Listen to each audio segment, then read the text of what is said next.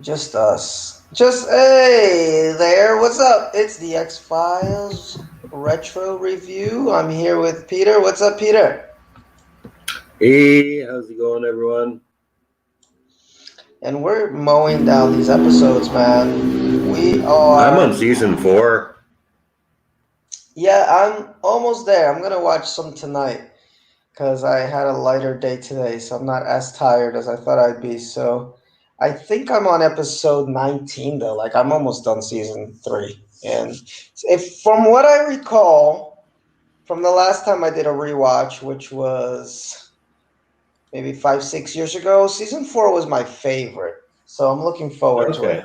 The weird thing is like I can't remember one episode from season four, so I have no idea why it is my favorite. I just know that when I was doing the rewatch, I flew through it. I was watching like 4 or 5 episodes a night.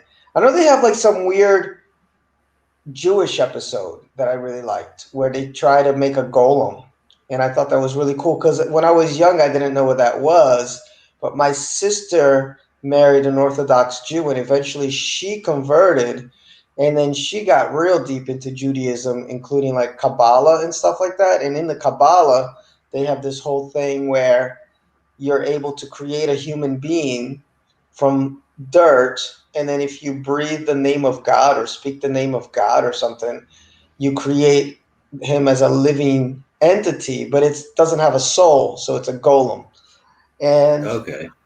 it's real bizarre, and it's cool because I didn't know about that when I first watched the show because I wasn't into Judaism at all. But then it was nice to rewatch it, knowing all of that and knowing the whole mythology behind what a golem is, and appreciating that episode a little bit more. It's a bit better than the ones with the Amish. I think they did their homework a little bit better as far as getting some of the facts straight. Um, but yeah, I think the next episode is the Chupacabra one, which I wasn't really looking forward to, so I kind of stopped when I was watching earlier this week. But guys, we're on season three still, as far as the podcast, and we are going to talk tonight about episodes 7 through 12, a nice little chunk of episodes,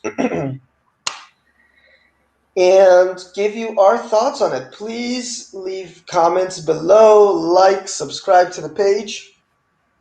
Thanks to new subscribers. I don't know if you're subscribing because of the X Files stuff or because of the Brazil Expat Journal stuff, but we have been getting a little surge in subscribers. So that's real awesome. Thank you for all the views for those of you who do like to take a walk down memory lane and listen to us talk about some of your favorite or least favorite X File episodes. So that's really awesome. And oh, and don't forget to hit the notification bell so that you know when new episodes are up. And Pete, I know you have become like a workaholic. I was a little late to the Yeah. party.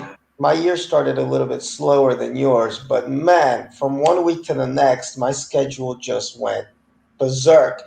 So, guys, I'm way more overworked now and way more tired. So, if you those of you who are nitpicky may notice that it only says Thursday nights now and not Thursday nights at 10 because I can't promise that I'll be ready to go at 10 p.m.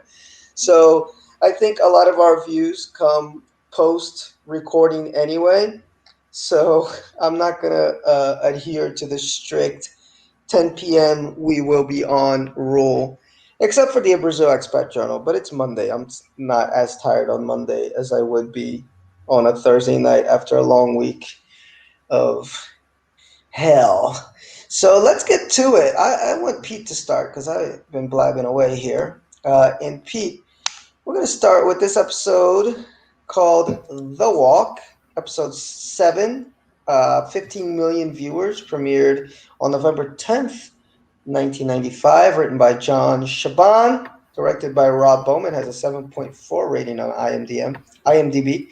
And quick synopsis here is that Mulder and Scully are called in to investigate a man with several injuries that were reportedly to be the cause. What? This is not well written. That were reportedly to be caused by suicide attempts at a military hospital. Later, they discover a quadruple amputee who has gained the power of astral projection and is taking revenge on his commanding officers. All right, all over the place. But what do you think of this one, Pete? The Walk. It was pretty forgettable, actually. I wasn't really a big fan of the villain, the whole bitter amputee war trope. I mean, yeah, it's a thing. We've kind of seen it with Marlon Brando and the Men, and Willem Dafoe and Born on the July 4th. But I don't know, making him just this irredeemably mean bastard who's like he kills children for fuck's sake. Yes. That was just a bit over the line for me. Um, the the amputee, even if you're gonna make him a villain, like he's got to be sympathetic. Like the dude lost his legs for his country, and I've seen like a lot of interviews with people who served in the Gulf. He's a Gulf veteran who did Mhm. lose limbs and did suffer serious debilitating injuries. And they weren't like bitter assholes about it. Maybe they had some regrets about being over there in the first place. But they're like, all right, I signed up for this shit. It's part of the job. And I'm going to live the fullest life I possibly can. So yeah, I thought this kind of did disabled veterans a bit of a service, actually.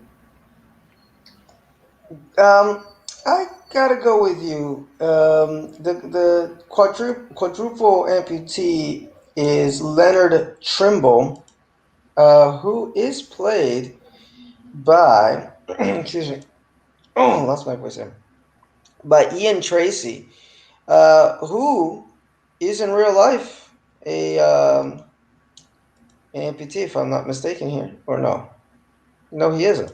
So that's really good special effects. I'm looking here online. That had me fooled. They did a real good makeup job on him. So he's a Canadian actor. Okay. Um, Okay. wow, that had me fooled. I'm looking here on the wiki page, and it definitely is. He's definitely not a amputee. Yeah. Okay. Anyway, he was okay. I thought he was.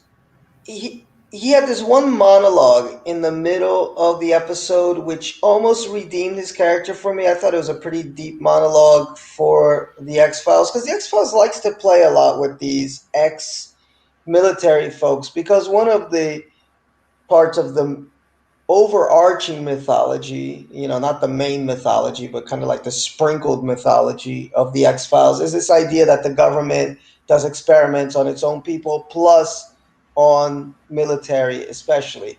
So it's another one of these episodes, similar to what was that one, Sleepless, with Tony Yeah. Todd, and a few others where they have military folk or prisoners or any type of folks that are in the system who are used for some sort of experiment. Just that this one, like Pete said, he didn't have anything happen to him as far as paranormal or deep cover experiments. He just had bad luck. He got blown away. And Yeah, he did have something happen to him, which is why he can astral project. But they kind of insinuate it was like Gulf War syndrome or something. He was exposed to radiation in the Gulf. did they say that? Yeah, though they he had like signs of radiation in him. I believe they detected. So that helped him astrally project? Yeah, Oh, all right. I didn't catch that. I just figured he somehow, from just lying around in bed so much, he figured out how to astrally project. I like the whole astral projection angle because when I was about 15 or 14, I remember I really got into astral projection. And I swear I've done it before. You can believe me or not, but I actually believe in that stuff.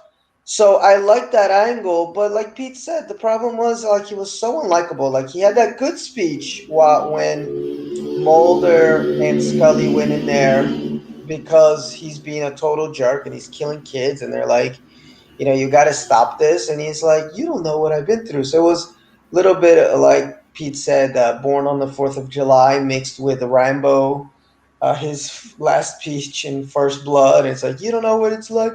It's never over. So Yeah. that I was like, okay, this episode is kind of elevating to really going deep into what veterans go through, their struggles, et cetera, et cetera. But then it quickly just devolved into like, this guy's just an asshole. Like, of course, the Yeah. villain, you're not supposed to like the villain, but you kind of want to see more of them at the same time because they're interesting enough.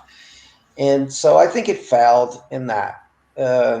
As Pete said, slightly forgettable. This one scene was kind of cool where he's kind of astrally projecting through the water. In the end was I terrible. actually Go I ahead. actually really liked the beginning. With the beginning, I thought it was going to be much better, and that's the lieutenant colonel guy. He's apparently tried to kill himself like multiple times, but this invisible soldier won't let him die. And he tries to kill himself in a really nasty way. He dumps himself Mm-hmm. into a vat of scalding water. And yeah, they do actually rescue him, but now he's just like, oh, boiled to a pulp, man. He looks nasty. I agree with you. It seemed like it was going one way, and then it just went a completely different direction. And so, yeah, it was a pretty cool beginning, and then it just kind of fell apart when that became the plot line. And it feels like a redux. Like we've seen this already, like the commanding officers who, oh, I don't know what's going on. I don't know why they're acting up. And then you find out, yeah, okay, you did something bad and now you're getting revenge or somebody's getting revenge on you. Like we've seen that, been there, done that. And I think Pete and I have commented on this before on the podcast that the X Files tends to do that, just like a lot of these shows in the 90s, guys. This was not a time for binge watching. This wasn't Netflix like you do today, where you have 12 episodes, and you're going to notice if episode 11 feels a little bit like episode 2 from last season because it's like quick consumption. These shows ran for a whole year. Then you had a whole summer before it came out again. So there's a little bit more of a tendency of playing on a theme and seeing maybe it didn't work the first time and then you kind of tweak a few things, change a few things here and try it again, and then maybe the second time will be better, maybe not as good. In almost all these shows from the 90s would do that. I'm a big fan of Star Trek, and man, if they're Star Trek's famous trope, the holodeck malfunction or the space anomaly. Yeah. How many Star Trek episodes they're just flying in space and then all of a sudden there's a gaseous anomaly, and you're gonna have an episode out of that. And it's just how they play that anomaly is whether or not it's a dud of an episode or it's a classic. So it's very common to have this. So I felt this was a bit of like, been there, done that, not much to see, guys. And the ending was so boring, Pete. Where the guys in like the boiler room or something, and then I think Mulder goes down there, and then the guy with the burn, he like kills the dude. Like what's gonna happen. Like he Yeah. kills the dude just in enough time so that the astral projection version of him doesn't kill the other guy. And I'm like, yeah, bad special Yeah. There's effects. actually, I think it was actually after Mulder and Scully. No, I think he was after. Wasn't he after the last Colonel guy? Um, I think he was after. Um, mm, he was, but I think he got him, if I'm not mistaken. Oh Let no, me no, see. no, he lived. He Hey, lived. look. He It lived. says here, Rappo tries to goad Callahan into killing him, but Callahan instead empties his gun into the wall over Rappo's head. He says Rappo will live and continue to suffer. I'm on the wiki page. Callahan exits the room, blah, blah, blah. The agents arrive and find Rappo in a trance. Mulder realizes what is happening and tries to find Callahan. Rappo's apparition attacks Callahan with steam from the pipes in the hospital's basement. Stans enters Rappo's room, locks the doors, and tries to smother Rappo with a pillow. With Rappo dead, his apparition disappears while attacking Mulder. Callahan remains unharmed. So that's Yeah. kind of like the end, but it was so boring, the end. I don't know. Let's move on. Yes. Not my favorite episode. Yeah. One of the No. few clunkers in season three. Now, this one Yeah, it's is pretty solid. definitely not a clunker. This one, I think I messaged Pete in the middle of the night. I was like, oh my God, I forgot what I wrote to him, but it was like, child rape kidnapping on primetime TV. Like, how did they get this past the censors? Yeah. Yeah, this is Um, like Room. this is a brutal episode, man. Like, I felt bad after watching. I think after I watched this one, I took a little bit of a break. I was like, oh shit, this is strong. This premiered to 15.9 million viewers in November 17th, 1995, written by Charles Grant Craig and directed by superstar Kim Manners. 7.9 rating, and it's called Oubliette. Is that how you pronounce that? A young girl is kidnapped and appears to have a psychic connection to a woman who was kidnapped many years before that manifests in mirrored actions miles away. And, excuse me, Lucy is the main character, right? Played by Tracy Um, Ellis, who is yes. a really great actress. And I'm looking here. I mean, she's been in Necromancer, The Last of the Mohicans. She was in The Crow, City of Angels. So she's been in a few movies, but she's most famous for TV. She was on Star Trek Voyager, so that's probably where I recognize her face from.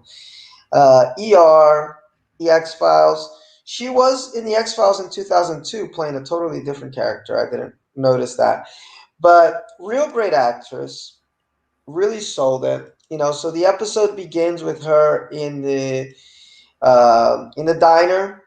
At the same time, a little girl's getting kidnapped. You know, the intro is this school photographer, the assistant, sees the little girl. He gets a hard on for her, finds her address, kidnaps her out of her room, and then the waitress at the diner collapses. Her nose starts to bleed, and then we get the do do do do do music, and you're like, what just happened? And so it ends up that this guy that kidnapped this little girl is connected. Maybe I don't want to give everything away, but he's connected to this other woman called Lucy somehow. And Lucy is knows a, kind of some things about the crime that's going on. So the police arrest her. They think that, hey, she is in cahoots with the killer, but really she's having this deep psychic connection with this girl. So every time that the guy hits her or throws her against the wall or something, Lucy gets battered on her face, like bruises show up, her nose starts to bleed. If it's cold, she starts to shake. And the only one that believes her, of course, is Mulder, although I think eventually Scully in season three, I don't think she comes around a lot of times, but she starts to just go, you know what? Mulder's been right enough times. I'm just gonna go with it, and I think that's the It's attitude she has here, where it's I'm just not gonna, just that. I think yeah, she's taking a more practical law enforcement approach to it, where uh, it's like, okay, I don't necessarily subscribe to your theory, but the point is, we do have, and that they have a lot more of these situations where it's not just unexplained phenomena. It's like, okay, we have a real crime here that needs to be solved, and whatever it takes to get us from point A to point B, I'm willing to give it a try. yeah. That's her approach through a lot of season three, which I like. I like that bit of character development between her and Mulder, but we can talk about that more a little later. But guys, strong episode. Good, not really good. I thought it was really great acting by Tracy as the lead. She really carried the show. And that's another thing that I'm enjoying about season three. There's a lot more episodes. I think it started with with the Clyde episode, where Mulder and Scully can take a mini backseat.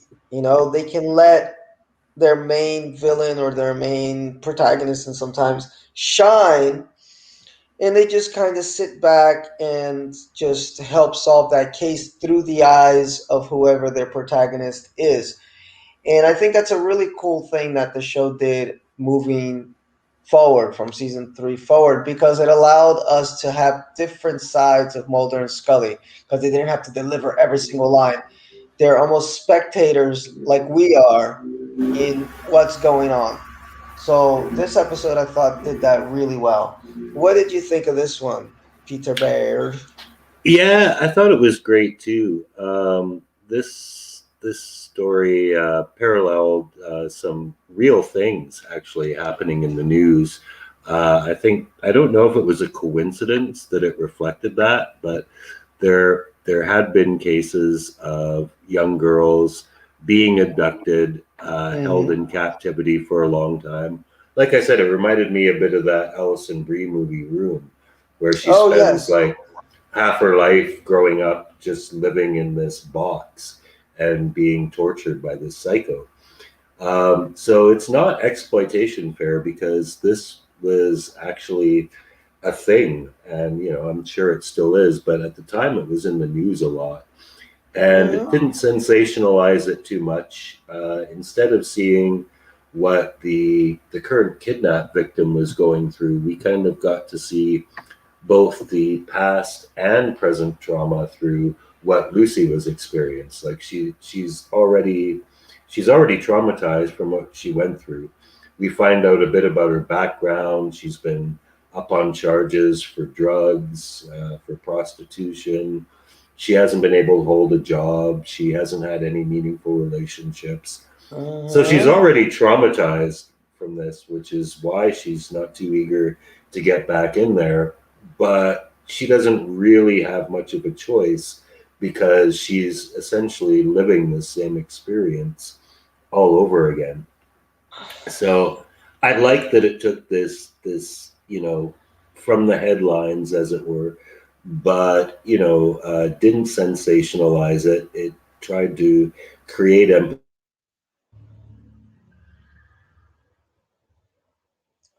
Oh, we lost Pete for a second. But what he was talking about is another strong point of the episode, in that it gave us both sides of the trauma as it's happening, because we see the little girl getting kidnapped, and the trauma of the adults who experienced this similar event in her life when she was a young girl, in how that completely screwed her life up. And that's most, for them, that's mostly what does happen. Oh, there's Pete. Oops. Oh, there he is. That's mostly what does happen. Oh, I removed Pete from the stream by mistake. Shit. Uh, all right, Pete, you gotta sign back in. Uh, poor guy. Um, Amazingly, we do not have these issues on Monday night, so Thursday is just the night for internet problems. But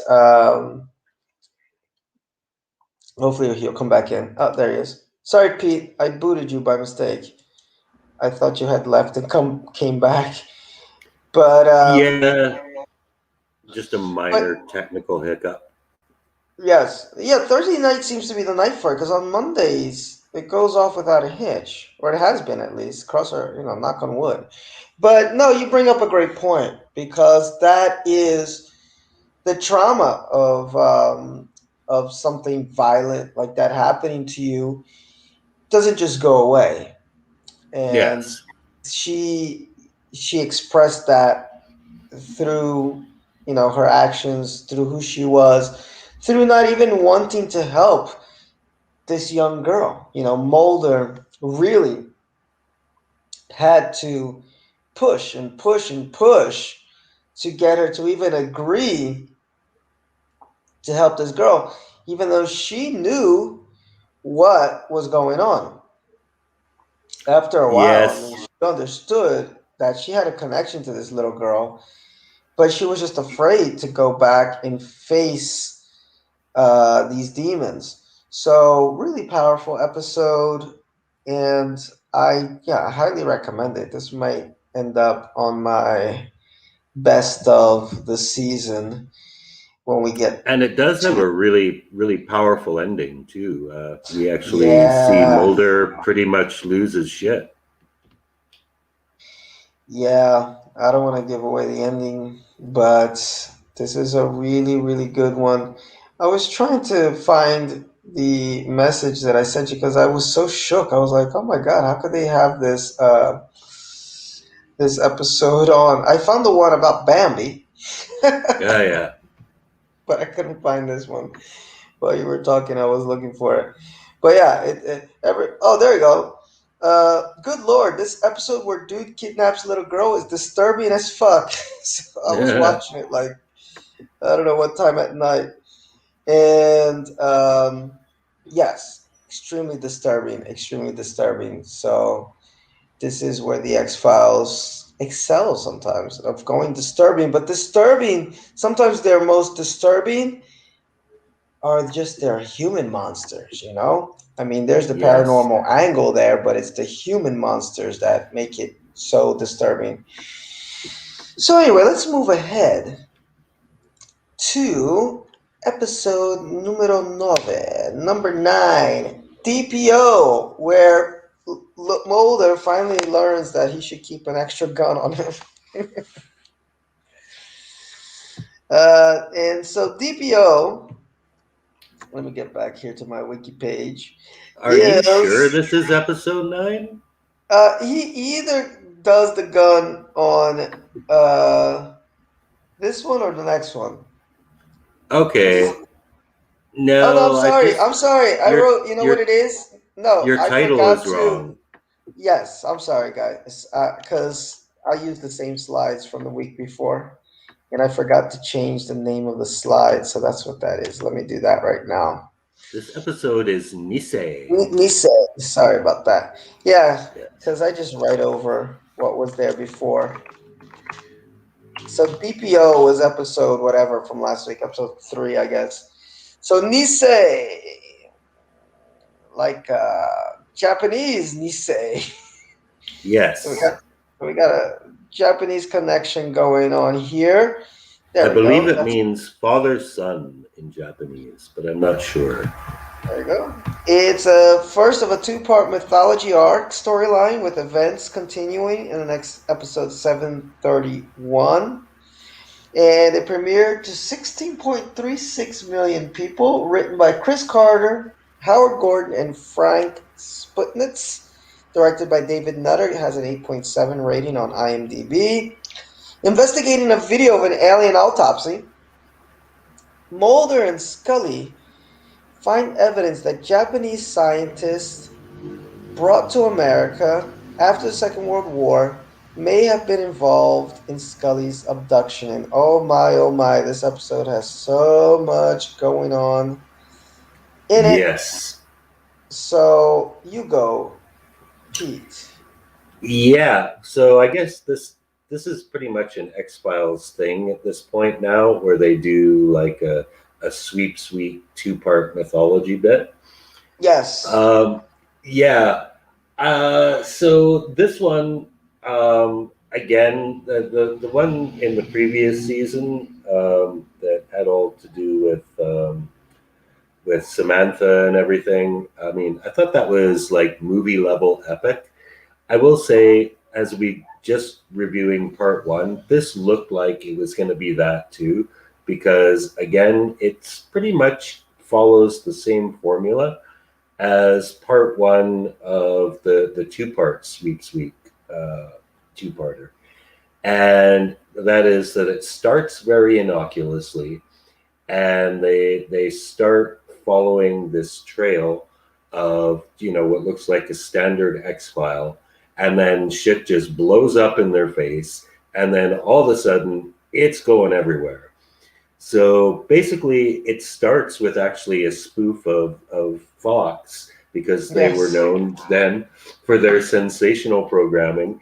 And Mulder's watching a alien autopsy video, which Scully is quick to remark is not the sort of entertainment that he usually watches on video. Mm.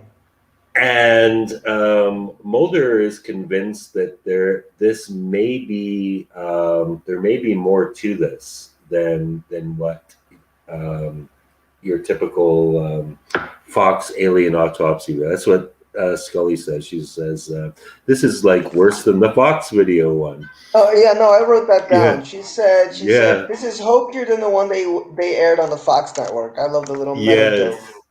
Yes, yes. and Pete, I actually watched that when it aired. I remember Oh my goodness. the alien autopsy video. It was fun times back in the day. Okay. So yeah, their investigation. They first just go to track down the distributor of the video, and they find him dead. And the death of this guy leads them to a Japanese diplomat who is behind all this. Somehow, in the process of all this, Mulder gets a hold of his briefcase.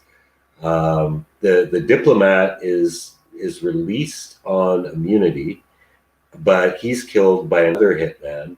In the meantime, Scully gets information from this UFO network that leads her to all these other women that claim they recognize her from her abduction because they were abducted too.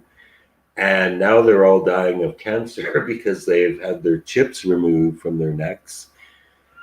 And it ultimately leads Mulder to this train where this autopsy is supposedly being performed.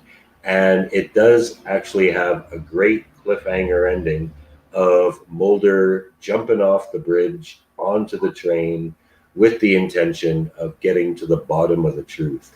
So it had a great build-up. So much going on with the Japanese angle, the UFO network, the information that Japanese scientists were brought to the U.S. after the war to help create alien human hybrids. Like it's information overload, but it works because it's just bang, bang, bang, one after the other. And when the end comes, definitely you want more. Yeah, gotta agree with you. I've been kind of ragging on most of these mythology episodes, especially the first parts of them, because they're so freaking slow and just move at this very slow pace. And Nisei definitely moved along real well, very well paced. Again, starting with that alien autopsy, but then all of a sudden you get these guys come in and they murder everybody. So you get the heavy gunfire at the beginning. You're like, oh shit, so you're hooked right away. A lot more action. Mulder gets kung fu to the ground, which was pretty funny. But then I like this scene where he says, "I got tired of losing my gun," because Pete and I have both mentioned that Mulder gets his ass kicked constantly in the X Files. Yeah. Uh, and he constantly loses his gun too. So I guess the writers must have noticed that. So two meta jokes, I guess, in this episode. The one where they rag on the Fox network, which for those that don't know is where the X Files ran, and maybe this one about Mulder grabbing the gun from his, I guess, from his shoe or whatever. And I had forgotten all the details of this, so it was news to me, when because Mulder went out chasing about information on this diplomat, and he told Scully to stay there in the town because I think they went there because they tracked the videotape to this guy living there, the tape of the autopsy. I think that's where how Yeah. they ended up in this small town. But then Scully stays behind, and through her investigation, she ends up uh, finding out about the MUFON people that are there. MUFON is the Mutual UFO Network, guys. It's a real network. It's a network of people who have been abducted or have seen UFOs, and they had a hotline back in the day. I remember all of this because, as I've stated many times, I was a big fan of Art Bell, and Art Bell would have these folks on his show all the time, like the director of MUFON, and he would say, "Listen, if you've seen a UFO or if you're an abductee, dial this hotline. We'll talk to you. Blah blah blah."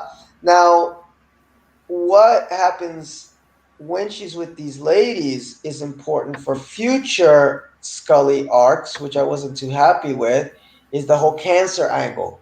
Because I think around season 5 or 6, she gets cancer. Because I think they end up fighting some cancer dude. And after, at the end of the episode, the little tag is that she finds out that Yeah. she has cancer. I remember when that episode aired because it was the first episode to air on a Sunday night. It came on after the Super Bowl. So I remember Oh. very clearly watching that episode. And the villain of the week was this guy that was like a tumor or something. But through that, they find out that Mulder has cancer. So it was cool watching this to see that this is where the thread began because people that have been abducted all end up having cancer.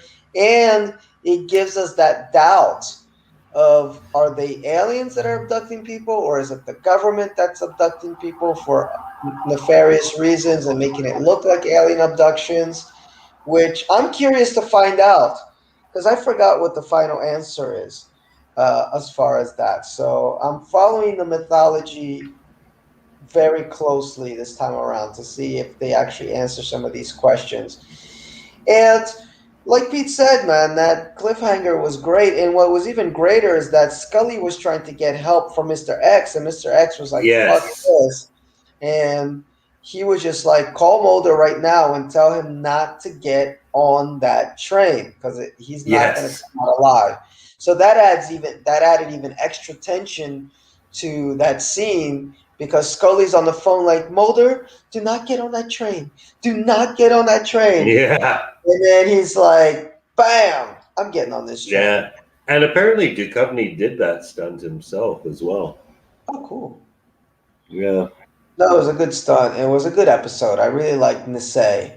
But that gets us right into episode 10, as Pete had mentioned. This is a part of a two-parter. And when I watched the behind the scenes, the X Files, they did talk about that. They said, and then they had this little montage of all these episodes together, and Chris Carter was saying, "Yeah, we realized that this was the best time. It was when we could get more money, really make these mini movies. Was around the sweeps time. So if you pay attention, we have these two parters sometimes in November and also around mid to the end of February, whenever the spring or sweeps is. There usually be these two parters per season that are like the bangers of the season. So 731 is part two of this. And the synopsis is pretty basic. Mulder is trapped on a train carriage with a ticking bomb and a killer who claims to be an NSA agent.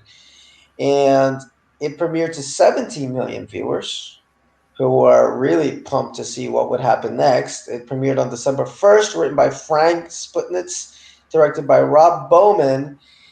Um, and the title card was changed for this episode. This episode's title card was Apology is Policy.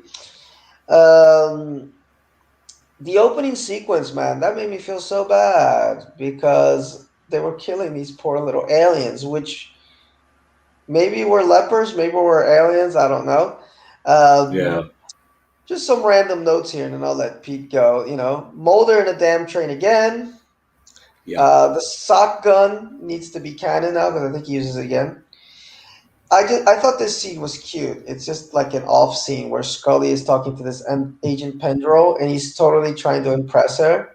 And like when she leaves the room, he's like, I think she said to him, "Good work," and she's like, and he said, "Good work too. Keep it up yourself." Yeah. Oh, there it is. It's right Yeah. on the screen. Well done, Agent Pendrell. Keep up the good work. And he says, "Hey, thanks. Keep it up yourself." He's like, Keep it up yourself. What an Yeah, idiot. And I was yeah, like, I thought that was cute. It was like every young boy who had, young boy or even not so young man who had the hots for Scully in the 90s and even yeah, today probably all felt Pendrell's pain because she only had eyes for one man. yeah. Um, so Scully looking for Dr. Shirozama ends up in a leper colony. So Yes. I love these double storylines when they really give Scully a whole lot to do and she's just not trying to save Mulder's ass at the end of the day because he's off on some wild goose chase. So I love this. And I love how at the end they both come to similar conclusions of like there's nefarious things happening, but Mulder's on the it's aliens, and Scully's like, no, they're lepers, but it's still both very nefarious and very believable conclusions. I loved how Sputnik did this with both of these characters. Although, come on, Scully looks into the death pits, and they kind of look like aliens. They got those big heads and everything, like those aliens from the Cage in Star Trek. So I don't get how she didn't think they were aliens. They look really alien-like to me. Um, Now, part of the mythology here is that the alien-human hybrid would be used to be immune to weapons of warfare. So that's why they're trying to create these alien-human hybrids. So we're getting a little bit more of why it is that the government is so keen on creating this. Mr. X saves the fucking day and gets Mulder He out of the does. train. I gave it 4 stars. Better paced, more mythology leading nowhere, and sort of anticlimax by the end, but forgivable. Forgivable. What'd you think of this one?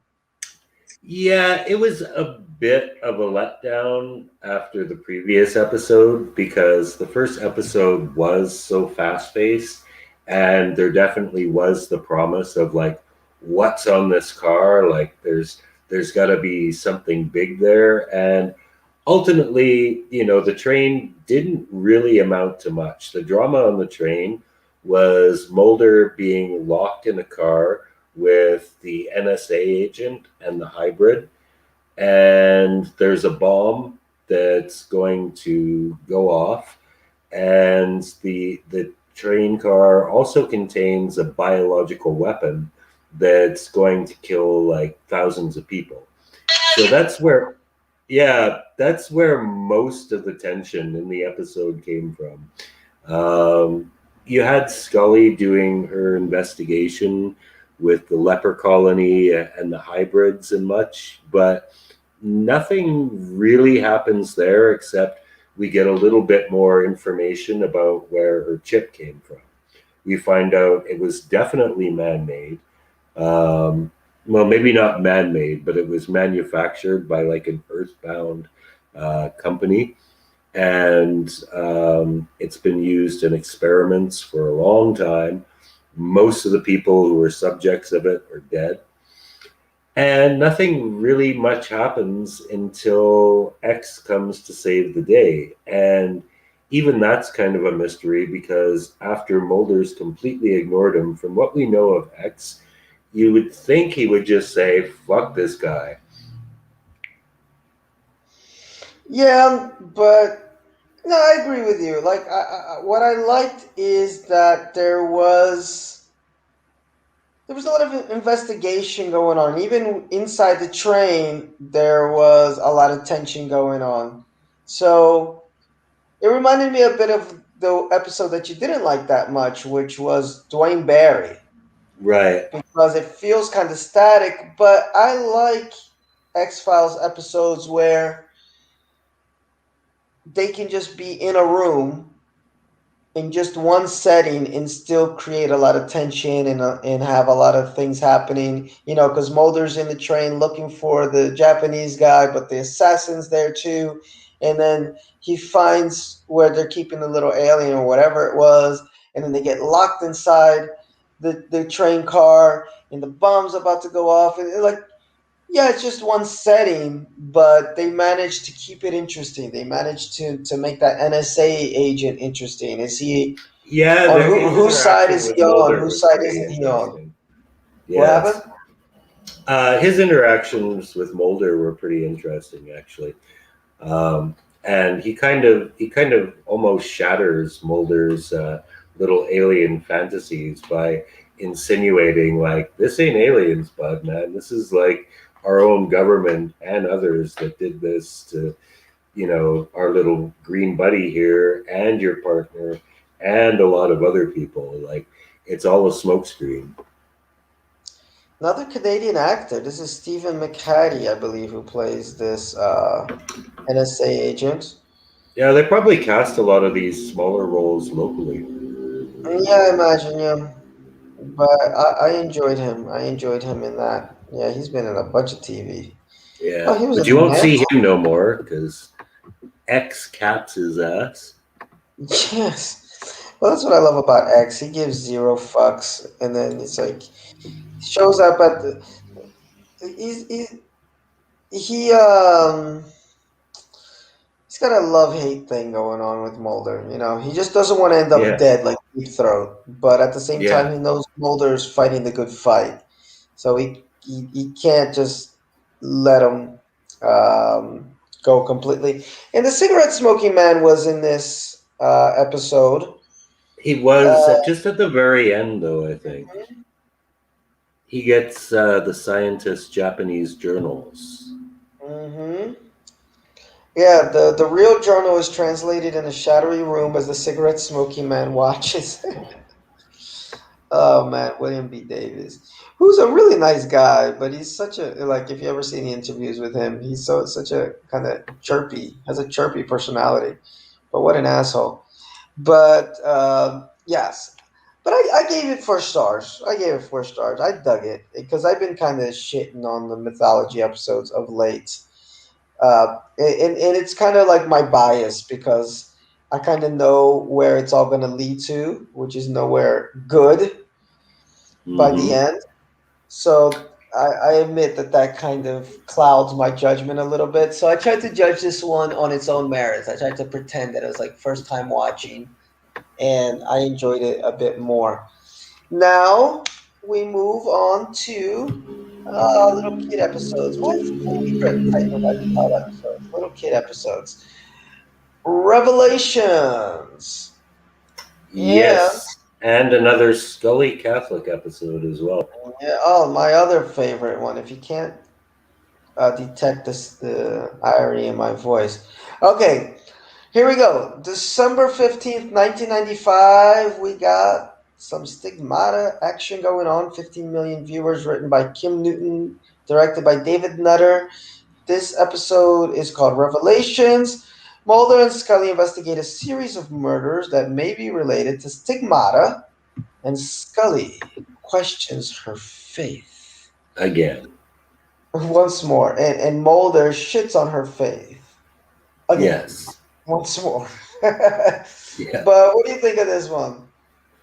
It was average. The religious themes we've kind of done, but it to me it didn't feel like it was covering the same ground again.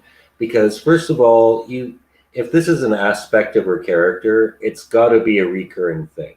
You can't Mhm. just mention it like once and then never have it come up again.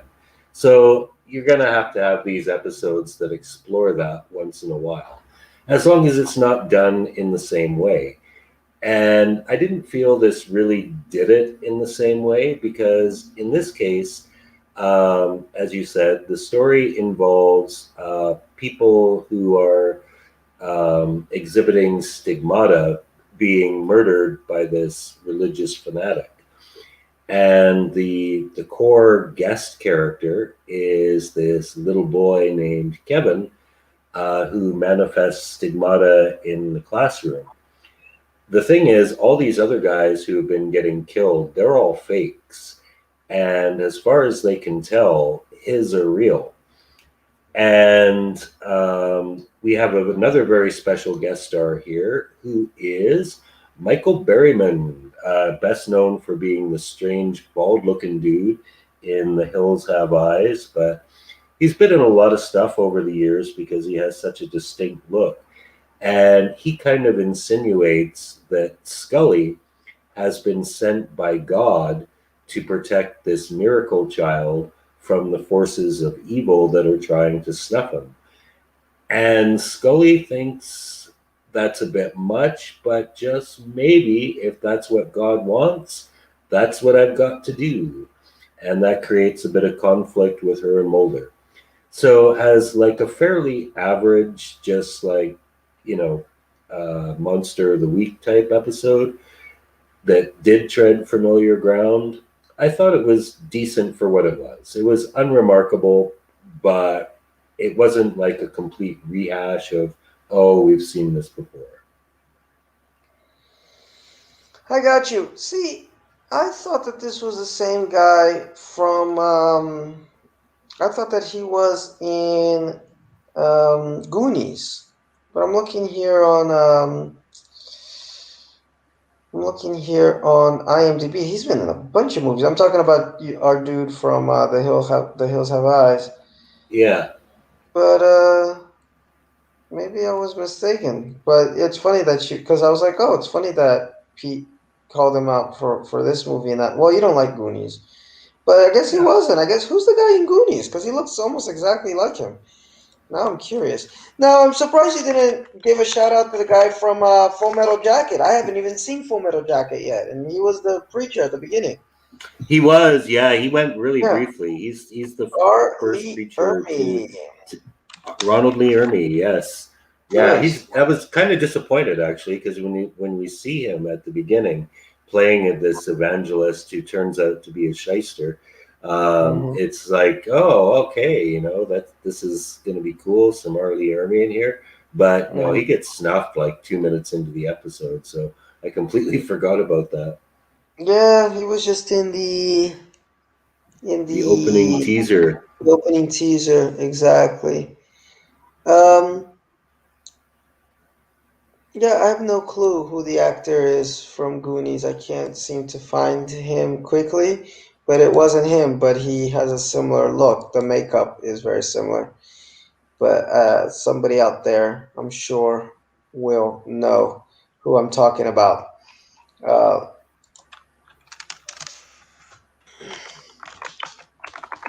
One second.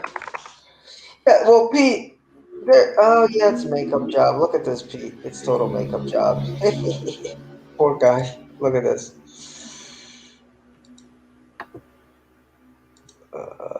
Share screen. It's been a while since I've seen the Goonies, but this is played by John Matsuzak. But yeah, they kind of had a similar look going for him. There he is. Yeah, but it doesn't look really that similar though.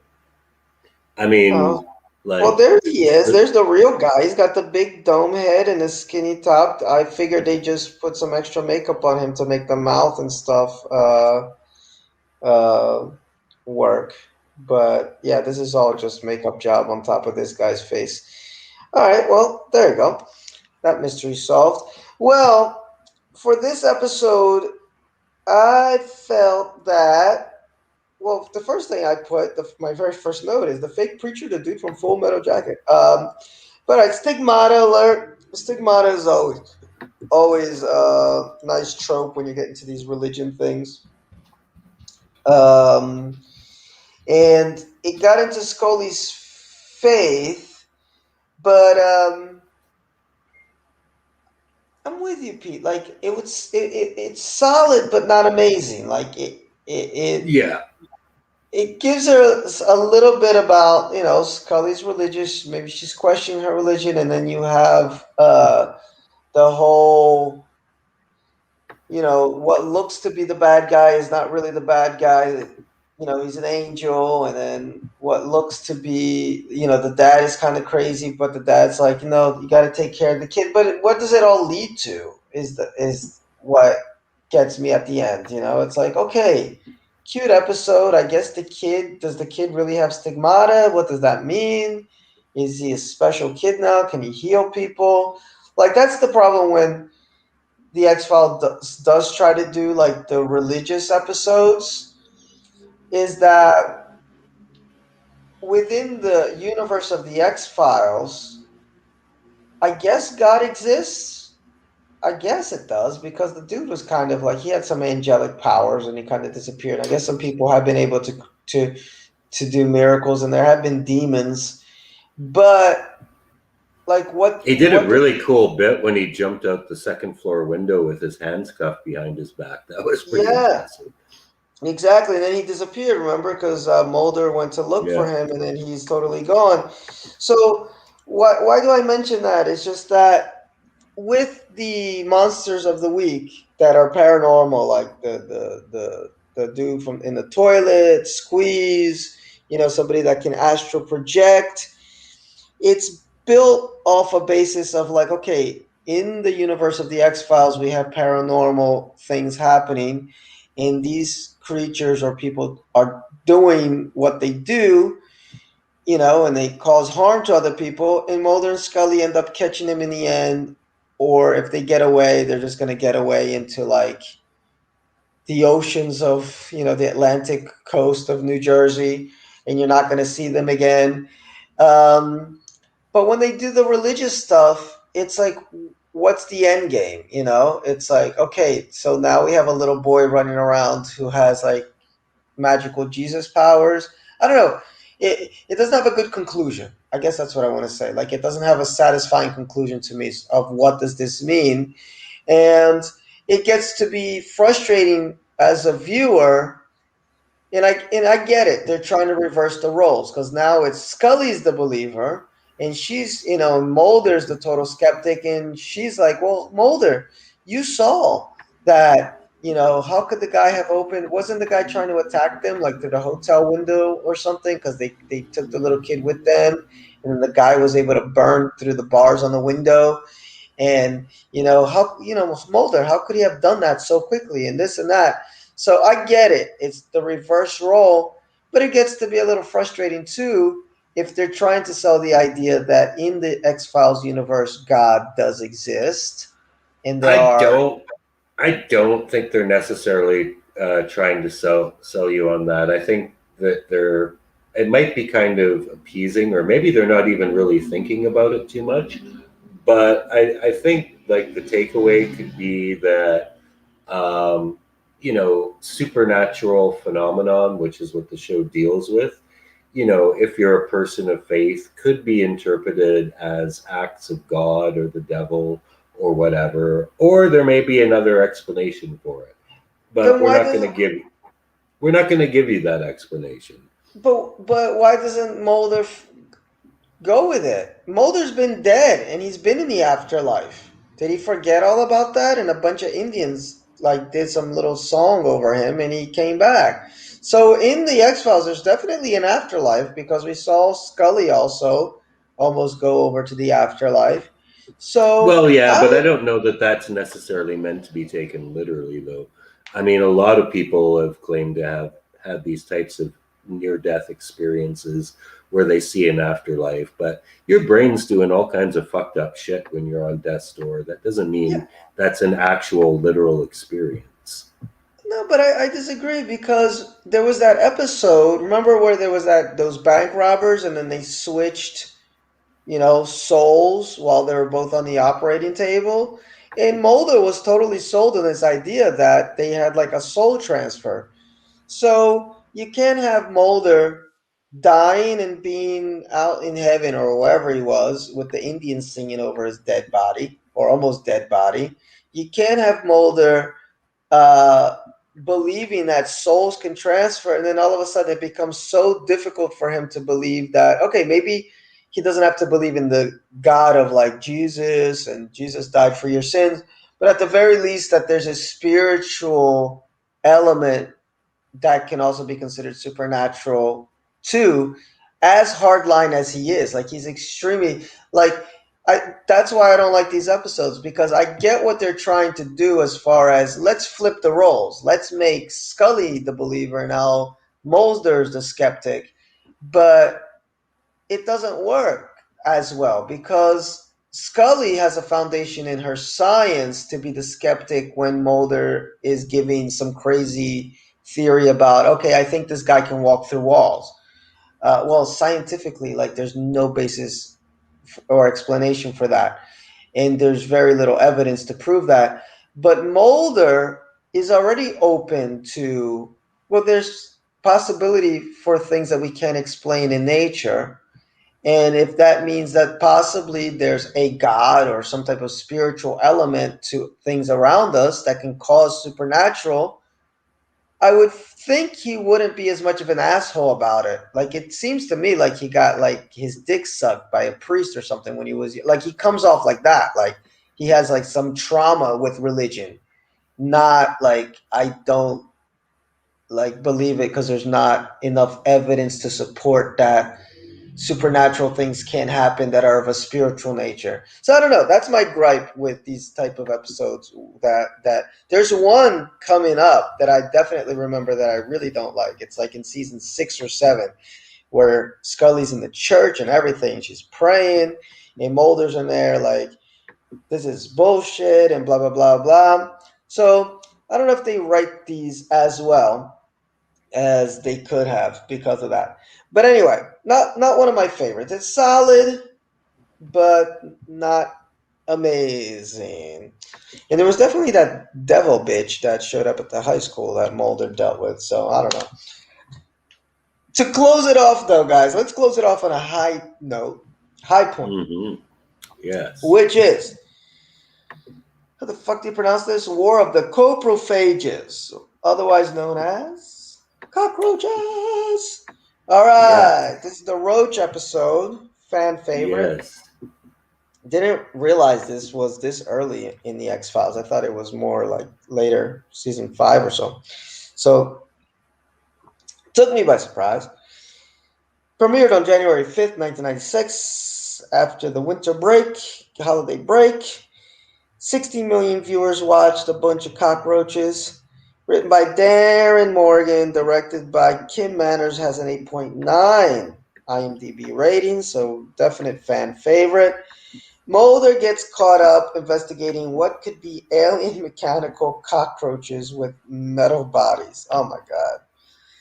And that's classic X Files there as far as just let's throw something at the wall and see if it sticks. This one Yeah. definitely stuck. Um, so it's the Roach episode. I love the Hmm. beginning teaser where this guy is just going on about these roaches, and you think he's like has a PhD in something, and it's like he's like the exterminator. So comedy episode, by the way, guys. So like Pete and I have Yes. been saying, season 3 they start to trust their comedy bones a little bit more. And this is straight up comedy episode. I put this episode on right before dinner, which was a bad idea. Yeah. I think Nice. remember I think Pete and I were talking at the same time because I put this one on right before dinner and you put one on that I think had to do with rats or something, and you had your little rat problem. So we were both watching the wrong episodes at the wrong time. Yeah. Cool little trivia, not real trivia, but those that have seen the episode know that a little roach crawls across the screen. I was looking forward to seeing the little roach crawl across the screen in this one. Um, some good bits in this one. How the sheriff gets all serious and Mulder shows the badge and then calls him sir because Mulder's out in the middle of nowhere. What is it, in Massachusetts or something? Scully's still in Washington. So they're having phone conversations throughout most of this episode. And so the sheriff comes up and he thinks Mulder's out there, doing something nasty. So he's all nasty to him. But then when Mulder shows him the match, he's like all gung ho and like, sir, what are you doing? You need to get out of here. We're having more cockroach problems. Um, I love the bit with the kids that are getting high in the basement. Hmm. In the whole scene with the cockroaches sinking into the kid's arm. I love that Scully still has the dog. All these things that I love about this episode, and then I'll let Pete go into like the plot points, guys. I love how the whole gag of the show is that Mulder thinks it's something paranormal, and then Scully has some very concrete medical reason why it is that this person could have died, with some cockroach near them. Everything from Ekbon syndrome and on and on and on. Um, and I love it when Mulder meets somebody that's spooky like him, which is the sheriff. Like the sheriff believes that they are killer cockroaches. So every once in a while, Mulder will get into some little town and you'll meet, a small time sheriff or a small time detective who's on his level. Yeah. And it makes him feel so good inside. You can see it with the company's expression, like, yes, somebody gets me, and he just lets that person go. Um, could have been a brain aneurysm when taking a shit. And then we have Dr. Barenbaum from the USDA, and Yes. she's fucking hot. And her name is Bambi.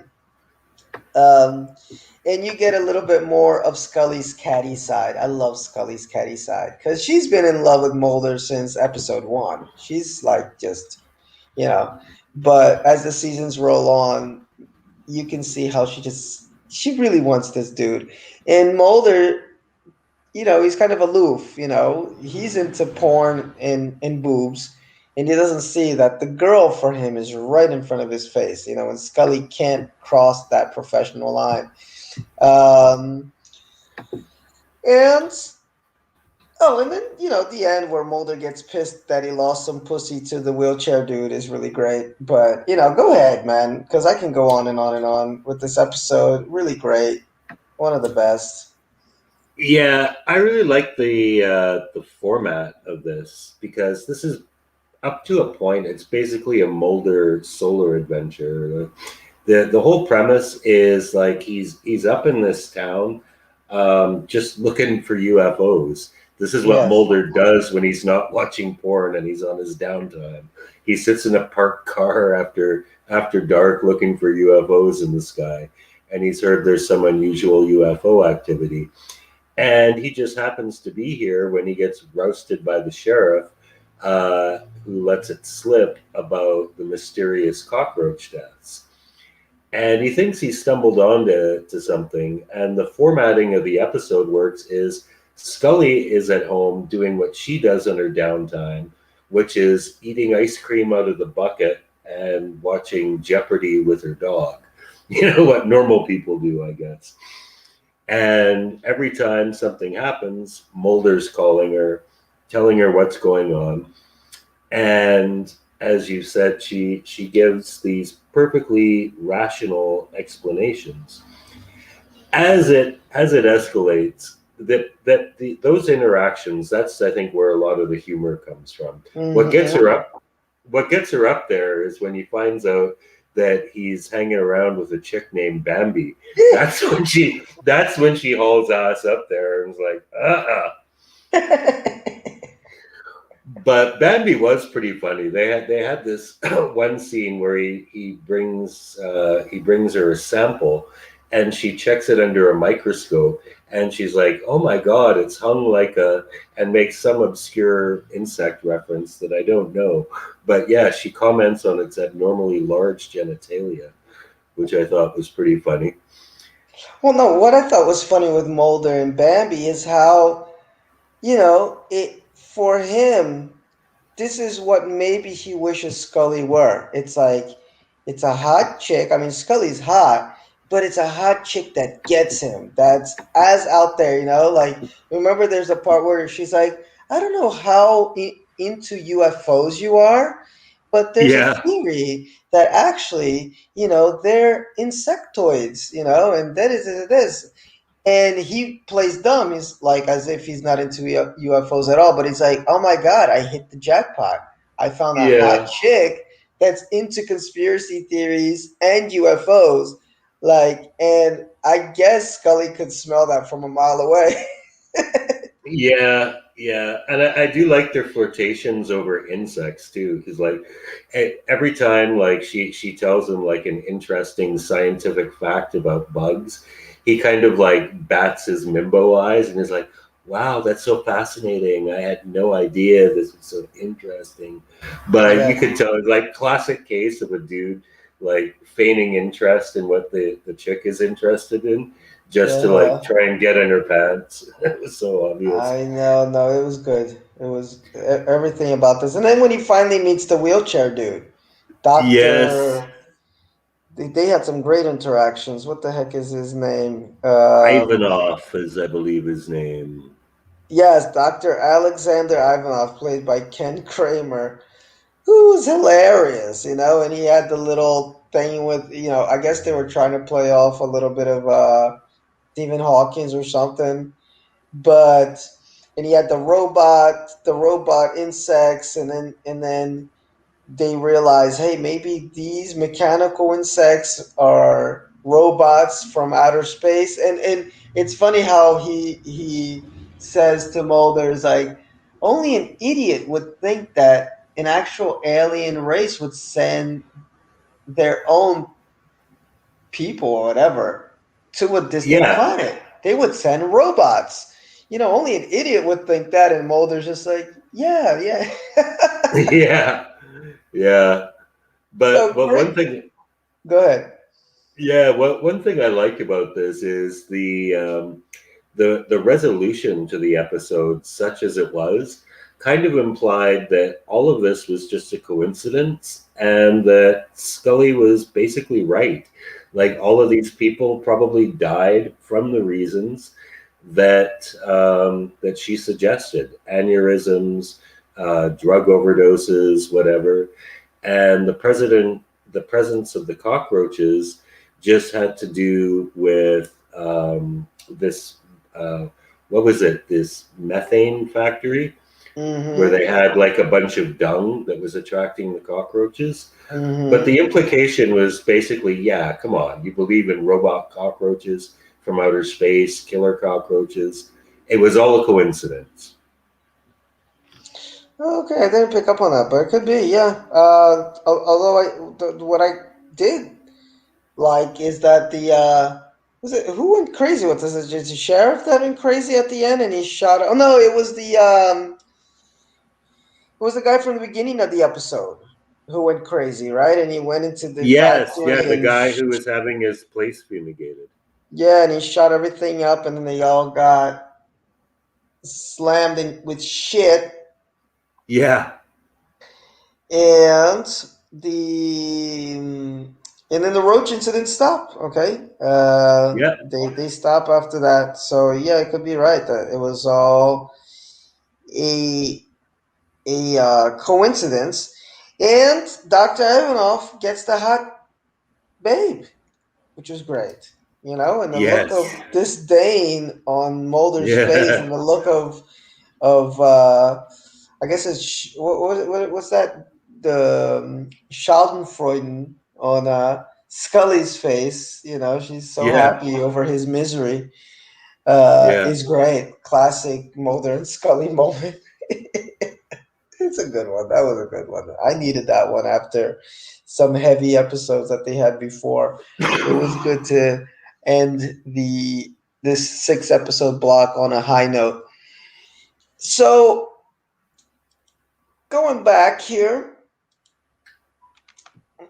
episode 7 to 12 of the X Files. What do you got for the walk? Is this one you can skip, or should you definitely watch this one? Oh no, skip for sure. Yeah, I would skip this episode. In Oubliette. Um, yeah, I'd say it's a watch. It's a great episode. I wouldn't say it's an absolute must watch, but it's pretty unique. It's definitely one of there is supernatural elements to it, but it has just as much FBI stuff going on as well. So it's kind of a nice mix of the two things that the show's really about. I agree. I'd say watch this. It's not like a classic X Files episode, but it's a very, very, very good, solid one. Just an episode they had to make just to fill up a 24 episode season. So, but it's really well written, really well done, and pretty heavy. And what about Nisei? Oh, definitely, just for the train scene alone. But yeah, it's a great mythology episode. Jam packed, just like you would expect to see in a big screen movie. It has all the theatrical aspects of it that made the X Files a standalone show back in the day. I agree. I love it. I really like this one. And yeah, the thing with these mythology ones, I mean, if you When saw you part pick one, one, you gotta pick the other. Yeah. yeah, and it's not that bad. I mean, it's a little bit No, slower no, it's than a the good first one, episode. but it's a pretty solid end to that story. Revelations, Oh, you can skip this. I agree. Nothing special. And then definitely watch for me. This is a classic Yeah. X Files episode. This is classic. Her name is Yes. Bambi. Yeah. Man, Scully, she hightailed it out of Washington as soon as she found that out. Yeah. Yeah. Cockroaches, fuck this. You really need my help, Mulder, on this one. Yeah. You need me to Google. Well, they didn't have Google at the time, but imagine you really need me to Google search at your side so you get that information quickly and accurately. But yes, guys, that's episodes 7 through 12. We should be back next week with the next batch of episodes. I'm going to try to watch one or two. It's not too late. And then I'm going to get up super early tomorrow. So I'm going to try to watch a couple more tonight so I'm not too behind. And that's it. Thanks everybody for watching. Oops, Cheers, everybody. The truth is out there. I pressed the wrong button. Wait up. I got this. Wait, okay, there you go. All right, the truth is out there. Goodbye. End stream. In